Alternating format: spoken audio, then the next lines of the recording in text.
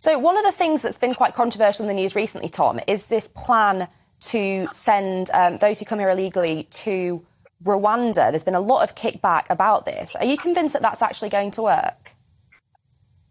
So we are determined to make sure that the Rwanda plan comes to fruition. The Prime Minister has said very clearly that he will do everything necessary and that as a government we will do everything necessary to make this work.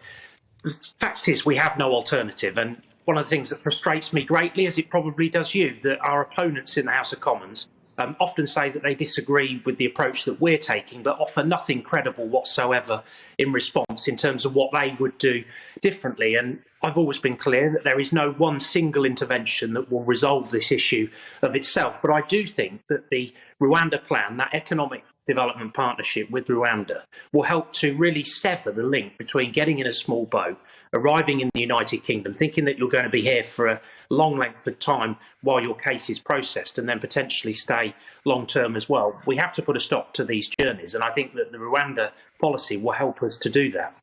Well, you mentioned there, Tom, the economic plan. This is £120 million upfront to Rwanda, but the Times have reported recently that the cost per migrant could be between £20,000 and £30,000. How does that compare to now, and is it actually an effective use of taxpayers' money? The point that I'd make is that, of course, at the moment we are spending exorbitant sums of money. So, for example, every day we are spending nearly £5 million in the asylum system on hotel accommodation. That is unacceptable, it is unsustainable, and it has to stop. What I think is important about the Rwanda policy is that we are paying that £120 million up front to establish the partnership.